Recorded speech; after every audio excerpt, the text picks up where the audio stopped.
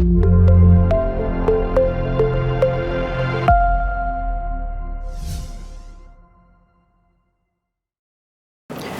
여러분 반갑습니다. 이렇게 학회에서 이번에 발표할 수 있는 기회가 돼서 좋고요. 사실 충북 혁신도시에 대한 관심이 그 혁신도시에 사시는 분만 있을 것 같아서 제가 이제 개발원에서 컬로키움이 있으면 그때 좀 할까 했었는데 그럴 기회가 없어가지고 이번에 학회에 발표하게 됐고요. 이게 연구는 작년에 저희가 수시과제로 기관에서 수행한 거고 저랑 같이 이렇게 5분이 또 했습니다. 이게 보니까 지금 글씨가 제가 원했던 글씨체가 아니라 좀 깨지고 있는 것 같아요. 근데 이제 넘어가지만 않으면 괜찮을 것 같고요. 예, 순서는 이런 식으로 해서 현재 돌봄 지원 상황 전체적인 것하고 또 혁신도시의 그 인구 현황이나 돌봄 수요 좀 보고 그럼 혁신도시에서는 어떤 식의 돌봄 지원을 해야 될 것인가로 하겠습니다. 연구 배경은 간단히 보시면은 최근에 돌봄이 너무나 큰 사회적인 이슈가 되고 있고 국가에서 국정과제로 지금 지속적으로 활발하게 추진을 하고 있습니다. 단지 교육부, 복지부, 여성부 각각 하고 있는 돌봄이 있기 때문에 그것들 간의 중복, 사각지대 이 문제가 계속 논의가 되어 왔습니다. 현재 전체적인 돌봄 상황을 보면 전체 학생이 한 12.5% 굉장히 많이 하고 있는 것 같지만 또 실제 지금 서비스를 받는 애들은 전체 초등학생으로 보면은 12.5%만 받고 있습니다.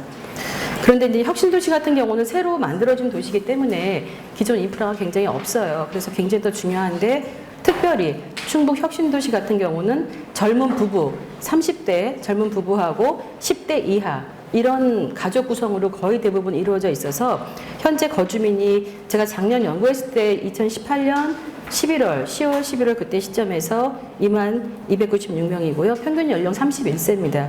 초등학생 이하 인구 비율이 다른 평균에 비해서 2배 이상입니다. 제가 뒤에서 다시 한번 세종시랑 비교한 그런 데이터를 보여드리겠습니다. 그래서 본 연구는 정부의 그 돌봄 정책 사업을 살펴보고 충북 혁신도시 내 현황을 보고 방안을 제시하는 데 목적이 있습니다. 전반적인 그 정책 현황은 국정과제의 온종일 돌봄 체계라는 것을 지금 하고 있습니다. 이따가 돌봄에 대한 그 개념, 명칭들을 좀 정리해 드릴 텐데요. 온종일 돌봄이라는 건 큰 국가의 정책 사업명입니다. 특별히 한 센터 이름은 아니고요. 큰 정책 사업명으로 돌봄이 필요한 모든 아이들에게, 초등학교 아이들에게 부처를 통합해서 또 지역의 학교 안팎을 다 통합해서 현재 아까 33만 명에서 53만 명까지 2022년까지 확대 계획을 가지고 있습니다. 부처별 사업 현황인데요. 이렇게 사실 방과후 학교는 고등학생까지의 방과후 학교인데 교육부에서는 이것도 돌봄의 일환으로 보고는 있지만 제가 음영 표시한 교육부의 초등 돌봄교실, 보건복지부의 지역아동센터, 여성가족부의 청소년 아카데미 여기는 조금 큰 아이들이에요. 4학년부터 중3까지고 지역아동센터는 만 18세 미만이니까 초등 전체랑 고등학생까지 초등 돌봄교실은 1에서 6학년이지만 대부분은 1에서 2학년 중심으로 하고 있습니다. 이게 2004년도에 거의 비슷하게 시작했고요. 다 함께 돌봄이라는 게 지역아동센터가 너무 여러 가지 규제가 많아요. 뭐 그 사회적 계층인에서의 좀 저소득층 뭐 이런 규제가 많은데 그것 때문에 확산이 안 되고 있어서 복지부에서 2017년도에 새롭게 조금 다양한 공간에서 다양한 형태로 규제를 완화하면서 하려고 또 하나를 제시해서 지금은 여기에 굉장히 집중을 하고 있습니다. 현재 이 4가지가 초등 돌봄 관련된 돌봄 사업이라고 보시면 되겠습니다. 가장 많은 성과를 이루고 발전해 온 거는 초등 돌봄 교실입니다. 전체 아까 12.5% 애들이 33만 명 중에 73% 정도가 초등 돌봄 교실에 있어요. 그러니까 확산할 때 굉장히 많은 거를 초등학교에서 감당을 하면서 시작을 했고요. 2007년에 비해서 10년 동안 거의 5배 이상 만족도는 95.3% 굉장히 높은 만족도를 보이고 있고요. 전체 한 5배 정도 증가를 했습니다. 최근에 온종일 돌봄 체계 구축에 대한 것이 아까 말씀드린 대로 33만 명에서 53만 명까지 늘리겠다. 그리고 온종일 돌봄으로 해서 학교 안팎을 하겠다는 거고 여기 이제 이 그림이 전체를 제가 그림을 새로 한번 그려본 건데요. 학교 돌봄이라는 건 사실은 초등 돌봄 교실이 가장 큰 걸 차지하고 있었고요. 마을 돌봄이라는 용어 아래 복지부에 지금 새롭게 시작하는 다함께 돌봄, 지역아동센터, 또 여성부의 여가부의 청소년 아카데미 이런 것들이 그동안 마을 돌봄, 학교 돌봄 있었는데 온종일 돌봄은 이걸 전체를 또 합친 게 온종일 돌봄이라는 거예요. 근데 그 아래 제가 점선으로 표시해 본 게 각각만이 아니라 이 2개가 통합된 형태, 협력하는 형태 이런 것들을 굉장히 지금 강조를 해서 마을 돌봄, 지역 센터 이렇게 해서 확산을 하고 있습니다. 근데 충북 혁신도시 시간이 짧기 때문에 충북 혁신도시 인구 현황 보겠습니다. 전체적으로 작년, 그러니까 2017년 12월 말 1년도 안 된 상태에서 작년 말까지 한 4,400명 급증했는데 대부분 진천 지역에 이제 아파트 단지가 많고 하다 보니까 대부분 진천 지역이고 젊은 도시다 31세라는 걸 알 수 있는데요. 예, 제가 이제 다른 지역과의 인구 비교를 일단 전국하고 세종이 조금 혁신도시로서 많이 하고 있기 때문에 세종이 젊은 도시이기 때문에 세종 비교해봤고요. 충북 전체, 진천군, 음성군 이렇게 봤을 때 2배 이상의 높은 비율이 0에서 9세 여기 높죠. 그러니까 전국 8.3%인데 20.45%고요. 세종에 비해서도 훨씬 높죠. 여기 30대, 그러니까 부부의 엄마 아빠의 이제 그 연령대가 또 굉장히 높습니다. 2배 이상이죠. 26.53. 그런데 가장 특이한 거는 70세 이상 연령대가 보시면은 평균 10%가 돼야 되는데 혁신도시에는 1.8%예요. 382명이라는 거는 전체 아파트 단지를 10개로 봤을 때 만약 10개라고 하면은 한 단지에 70세 이상은 30명밖에 없다는 거죠. 그래서 이게 굉장히 지금 분포가 낮은 걸로 해서 31세를 하고 있습니다. 그래서 혁신도시 연령을 비교해 본 거고요. 제가 이거를 이제 10대까지 30대 그리고 70세 이상 봤을 때 이 부분들, 이 부분이 녹색이 혁신도시의 데이터입니다. 그러다 보니까 이 연령대에서의 차이로 젊은 도시가 되었다는 걸 알 수 있습니다. 전국 혁신도시 정주여건 만족도입니다. 전체적으로 봤을 때 충북 혁신도시가 다 6개 중에서 5가지가 꼴찌고요. 요거 하나만 교육 환경은 제주가 46.8% 만족도가 제일 낮지만 충북이 47.2예요. 그렇게 높지는 않습니다. 그래서 이 6가지 2017년도에 조사한 거에서 국토부에서 한 건데 다 낮게 나왔어요. 그 이유는 여러 가지 정주 여건이나 특히 면도 아닌 리 지역에 들어가 있는 혁신도시는 유일한 게 충북 혁신도시거든요. 그러니까 아무런 인프라가 없는 거예요. 적어도 읍과 면에 있는 인프라가 없는 거예요. 그러니까 생으로 그냥 에서 시작한 거라고 볼 수 있죠. 그런 것 때문에 아닌가 생각이 들고요. 혁신도시 정주여건 만족도에서 보시면은 전반적으로 낮게 나왔고요. 이게 이제 포트폴리오식으로 중요도하고 만족도를 본 건데 이 부분 굉장히 중요하다고 반응을 하고 있는데 만족도가 낮은 거죠. 여가 활동 환경이나 편의 의료 서비스가 아직 굉장히 열악하다라는 것을 알 수 있습니다.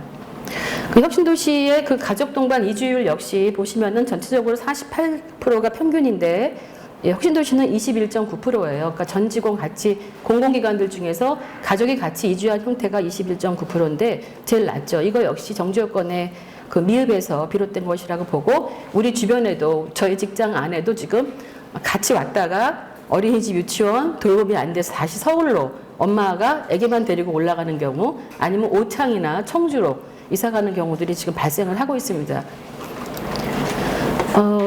혁신도시의 육아 돌봄 공공기관 현황인데요. 제가 유치원 어린이집을 같이 리뷰를 한 이유는 돌봄이 유치원 어린이집은 종일 또는 그 안에서 돌봄이 같이 되고 있기 때문에 현재 혁신도시의 육아랑 돌봄이 굉장히 큰 문제여서 제 연구에서는 이 2가지 같이 포함해서 했습니다. 제가 2018년 11월 현재였기 때문에 지금은 요거 서전 유치원 생겼고요. 진천 상신초 돼 있어요. 오픈했는데 이 당시에 유치원 어린이집 초등학교 돌봄시설이라고 할 수 있는 거는 그 당시에는 작년 말까지만 해도 이 2 학교에 초등 돌봄교실 딱 7개실 이게 초등 돌봄의 전체예요. 아무런 아까 지역아동센터 방과후 아카데미 아무것도 없고 초등 돌봄교실 7개 딱 이것만 있는 상태이기 때문에 굉장히 열악한 상황입니다. 그 외의 시설은 직접적인 돌봄시설이라기보다는 돌봄을 지원해주고 육아를 지원해주는 시설로 충북 육아종합지원센터에 음성 분소가 하나 있고요. 그다음에 건강생활지원센터라는 게 있고 혁신도시 도서관, 청소년 문화예지 공원이 있습니다. 이제 앞으로 생길 것들은 이렇게 조금 더 있습니다. 이게 2021년, 22년까지 좀 생길 것들은 좀 있는 상태이고요. 혁신도시 상태는 그냥 요런 게 전용교실이에요. 낮은 책상에 바닥에 온도를 하고 있는 게 초등 돌봄교실 전용교실로 권장을 하고 있는데 지금 진천 같은 경우는 이 옆에 있는 것처럼 1학년 1반, 1학년 2반 교실을 겸용으로 쓸 수밖에 없어요. 아이들이 막 넘쳐 들어오기 때문에 기본 교실도 못 주는 상태에서 돌봄을 할 수 없어서 그런 경우에들은 겸용 교실을 씁니다. 그러니까 이런 물건들을 만질 수가 없죠. 굉장히 제한적으로 활동을 할 수밖에 없고요. 이게 이제 옥동초 동성초의 모습이고 아까 말씀드린 충북 육아종합지원센터의 그 장난감 도서관 놀이마을이 지금 이제 분소처럼 해서 약간 작게 운영하고 있는데 어린이 도서관이 들어오면은 그걸로 이전을 할 계획이긴 합니다. 근데 보시면은 여기가 이제 음성에 있어요. 그럼 여기에는 이런 회원이 있는데 상담하는 모습이 회원이 진천 엄마들은 가입이 안 돼요. 지금 충북 혁신도시의 가장 큰 문제는 진천과 음성으로 나눠져 있어요. 나눠져 있어서 양쪽 관리하기 때문에 음성에 있는 거는 진천 엄마들이 회원이 못 되고 또 반대의 경우가 생깁니다. 그래서 이런 문제를 빨리 해결해 달라고 여러 가지에서 이야기를 하고 있는데 아직 해결이 안 되고 있습니다. 건강생활지원센터는 예전에 보건소예요. 보건지소 같은 거. 근데 최근에는 보건소라는 의미가 많이 약화되면서 건강생활지원센터라는 이름으로 해서 이 안에서 이제 영유아를 위한 거는 이런 마사지 이게 다 뭐 영유아 돌봄 건강관리 관련되기 때문에 음성에서 지금 하고 있는데 공간이 부족해서 이 건강생활지원센터 안에서도 여러 가지 활동을 하는데 한두 개의 방을 수십 개의 프로그램이 같이 쓰니까 이걸 좀 많이 해주면 좋은데 이것도 없어서 그 인터넷 신청할 때 굉장히 빨리 끝난다 그래요. 한 5분, 10분 만에 해서 엄마들이 또 불만이 있는데 나머지는 요거는 이제 혁신도서관 안에 아이들 좀 놀 수 있는 공간이나 자료실이 좀 있고요. 그리고 문화의 집. 근데 여기도 지금 그 활용도가 그렇게 높지는 않습니다. 이게 전부 전체고요. 혁신도시 돌봄 수요 현황을 빨리 말씀을 드리면은 영유아 수가 2,659명이에요. 취약전. 영아가 0에서 보통 만 2세까지 말할 때 1,200, 1,300. 전체적으로 봤을 때 이 아래 참고가 있거든요. 제가 전체 우리나라 전국의 취원율을 본 건데요. 0~5세 유치원 어린이집 취원율을 여기 정원을 다 합쳤을 때 1,591명이에요. 그런데 아이들 수가 몇 명이죠? 2,659명이죠. 만약에 다 원한다. 부모들이 다 원한다 했을 때 절대 부족하고 전체적으로 70.2%는 가야 되는데 지금 59%니까 10% 이상 부족하죠. 그러면 270명 애들이 지금 못 가고 있다는 거예요. 일반적인 수요를 봤을 때. 그리고 3~5세 취원율만 봤을 때는 이거 그때 다 해도 24.6%밖에 안 나옵니다. 물론 어린이집도 있겠지만 3~5세 취원율에 이제 그걸 봤을 때 여기 몇 프로까지 있냐면은 유치원만 49.3% 가야 되는데 반 정도밖에 안 되는 상태라고 볼 수 있습니다. 그래서 이 나머지 애들은 지금 다 가정보호로 그냥 엄마가 데리고 있거나 타 지역 통학을 하고 있습니다. 그러니까 만 5세, 3세 애들이 20분 넘게 진천읍, 금왕읍, 대소, 음성읍으로 이 애들이 통학을 하고 있어요. 그러니까 겨울에 눈이 많이 오면은 통학버스가 못 다닌대. 그 길이 위험해서. 그러니까 엄마들이 그냥 기본적인 공공 서비스나 그 혜택도 못 받고 있는 상태인 거죠. 초등을 볼게요. 초등은 저학년, 고학년에서 2,159명인데 전반적으로 돌봄 수요를 18에서 25%로 잡고 있습니다. 최소 최대. 이거를 봤을 때 현재 그 당시에 150명, 7개 교실에서 150명만 돌봄 교실을 이용했거든요. 그러니까 결국에 부족한 게 아주 시급한 저학년만 보더라도 150에서 220명, 238명, 고학년까지 포함했을 때 238명, 320명이 지금 못 받고 있다는 거예요. 그럼 이 아이들이 어디로 가겠습니까? 지금 그 현재 이렇게 못 받을 때는 초등학생들은 다 학원으로 갑니다. 그래서 진천 그 충북 혁신도시는 지금 학원이 말도 못하게 성행을 하고 있습니다. 돌봄 대체를 학원으로 하고 있는 거죠. 어쩔 수 없이. 현재 있는 것들과 제가 이제 지원 방안을 제시했는데요. 현재 있는 거는 유치원 어린이집 부족합니다. 그런데 유치원보다는 어린이집이 조금 더 들어오긴 쉬워서 일단 더 많은 확충을 기본적으로 해야 되고요. 아까 종합 그 충북 육아종합지원센터 이런 것들은 현재 음성 분소 조그만 거 하나 있는데 이게 이제 어린 도서관 쪽으로 이전을 할 거예요. 그렇지만 진천 육아종합지원센터가 진천 쪽에 이제 들어올 겁니다. 그럼 이렇게 되면 또 진천군 전체 군민들은 뭐라고 한다는 거예요. 왜 전체 군에서 또는 전체 진천읍에서 해야 될 거를 혁신도시에 주냐고 또 불이익이라고 차별했다, 역차별이라고 한다는데 일단 이 안에 너무나 시급하기 때문에 진천 육아종합지원센터가 하나 들어올 예정이고요. 그 다음에 이거는 이제 저희가 덕산이 7월 1일자로 읍이 됐어요. 면에서 읍으로 승격해서 이제 읍이 됐기 때문에 읍에 들어갈 수 있는 인프라가 좀 있을 겁니다. 그랬을 때 이게 어떠면 하나 들어올 수 있지 모르겠지만 현재로서는 진천과 음성, 금왕에 있는 이런 시설들이 공간만 확보되면은 연계해서 돌봄 그런 센터를 열을 수 있는 여지가 있어요. 그래서 이렇게 인프라를 못 들어오는 것들은 연계해서 공간 확보하는 게 중요하고요. 음성 건강생활지원센터는 더 확대를 해줘야 되고 진천 건강생활지원센터가 들어올 예정입니다. 그래서 여기서 또 필요하고요.